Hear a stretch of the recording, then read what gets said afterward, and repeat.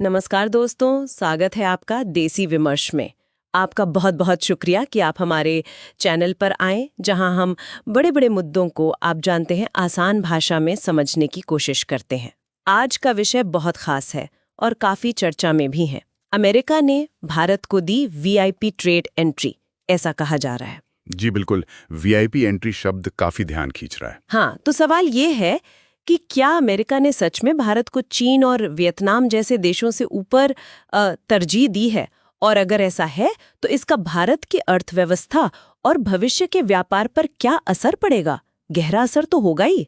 बिल्कुल, असर तो गहरा होगा और इसी पर आज हम बात करेंगे। तो इस पॉडकास्ट में हम आपको सरल शब्दों में बताएंगे कि इस संभावित डील का मतलब क्या है और क्यों ये भारत के लिए एक बड़ी ट्रेड जीत मानी जा रही है या मानी जा सकती है। और हाँ, अगर आप चाहते हैं कि दुनिया की ऐसी बड़ी खबरें आपको साफ और सटीक तरीके से मिलती रहें, तो चैनल को सब्सक्राइब जरूर करें और वो जो घंटी है ना, बेल आइकन, उसे दबाना ना भूलें ताकि हर अपडेट आप तक सबसे पहले पहुंचे। जी, ये जरूरी है ताकि जानकारी सही समय पर मिले। और एक बात साफ कर दें, इस वीडियो की जानकारी विश्वसनीय वेबसाइट्स, डिजिटल न्यूज सोर्सेज और सोशल मीडिया रिसर्च पर आधारित है। हमारा मकसद है निष्पक्ष और तथ्यात्मक जानकारी आप तक पहुंचाना। हम कोई पक्ष नहीं ले रहे। बिल्कुल, एनालिसिस बेस्ड डिस्कशन है ये। तो चलिए शुरू करते हैं। अमेरिका और भारत के बीच ये ट्रेड वाली बात, ये जो वीआईपी एंट्री वाली खबर है, इसकी जड़ कहाँ है? मतलब ये शुरू कहाँ से हुआ? देखिए, मामला थोड़ा पीछे जाता है। अप्रैल की बात है, जब ट्रंप प्रशासन था।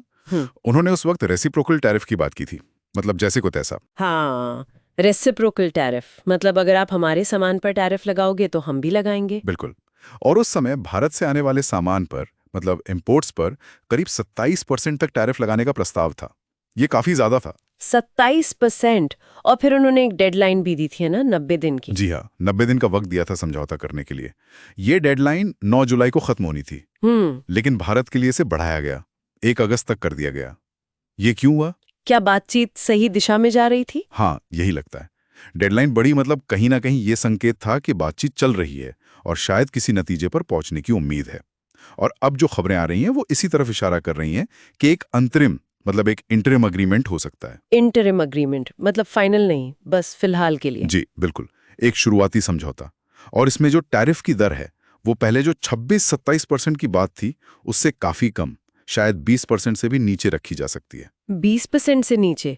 ये तो काफी बड़ी गिरावट है। बहुत बड़ी। और इससे भी ज्यादा दिलचस्प बात यह है कि खबरों के मुताबिक इसमें आगे और बातचीत करके एक बड़े, मतलब कॉम्प्रिहेंसिव ट्रेड एग्रीमेंट तक पहुंचने की गुंजाइश भी रखी गई है। अच्छा, तो ये सिर्फ एक स्टॉप कैप अरेंजमेंट नहीं है, बल्कि आगे का रास्ता भी खुला रखा है। बिल्कुल ऐसे ही लग रहा है। लेकिन एक बात जो मुझे बहुत स्ट्राइकिंग लगी, वो ये कि रिपोर्ट्स कह रही हैं कि भारत कुछ सेंसिटिव मुद्दों पर बिल्कुल नहीं झुका। हाँ, ये बहुत महत्वपूर्ण पॉइंट है। जैसे जीएम फसलें हैं या एग्रीकल्चर और फार्मर सेक्टर में नॉन टैरिफ बैरियर्स होते हैं, मतलब टैरिफ के अलावा वाले नियम जो ट्रेड रोकते हैं। जी, या फिर ऑटो पार्ट्स और स्टील जैसे सेक्टर। हाँ, इन पर भारत ने कहा कि नहीं, ये हमारे नेशनल इंटरेस्ट के खिलाफ है, हम इस पर समझौता नहीं करेंगे।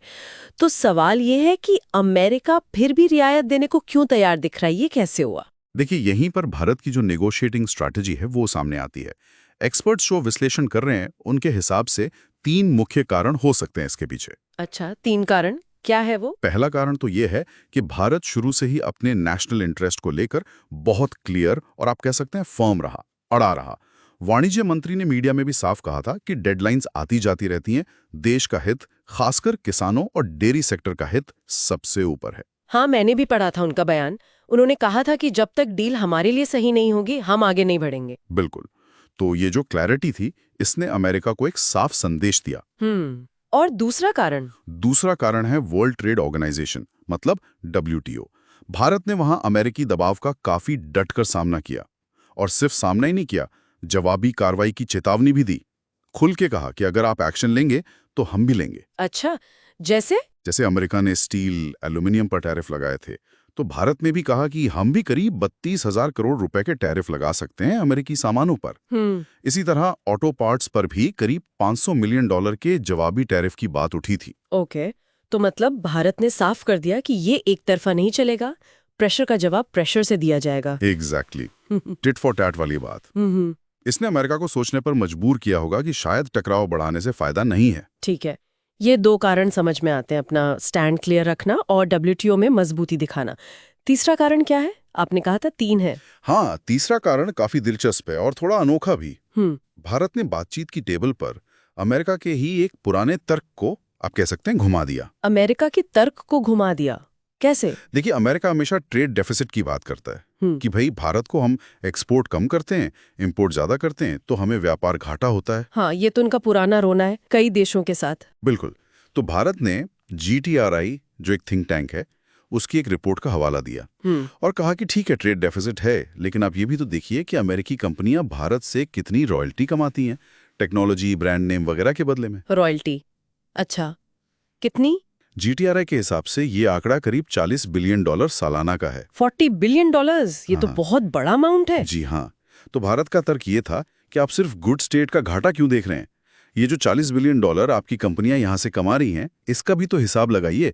ये भी तो एक तरह से भारत से अमेरिका को पैसा जा रहा है। वाह, ये तो मतलब काफी स्मार्ट मूव था, एक नया पर्सपेक्टिव दे दिया पूरी डिबेट को। हाँ बिल्कुल, इसने अमेरिका के ट्रेड डेफिसिट वाले आर्ग्यूमेंट को थोड़ा कमजोर कर दिया। तो इन 3 वजहों से नेशनल इंटरेस्ट पर अड़े रहना, डब्ल्यूटीओ में जवाब देना और ये रॉयल्टी वाला तर्क, क्या इसीलिए एक्सपर्ट्स मान रहे हैं कि ये डील वियतनाम, यूके या चीन से भी बेहतर हो सकती है भारत के लिए? हाँ, कुछ एनालिस्ट का यही मानना है। उनका कहना है कि जिस तरह की रियायत की बात चल रही है और जिन मुद्दों पर भारत नहीं झुका है, उसे देखते हुए ये वाकई एक स्पेशल केस बन सकता है।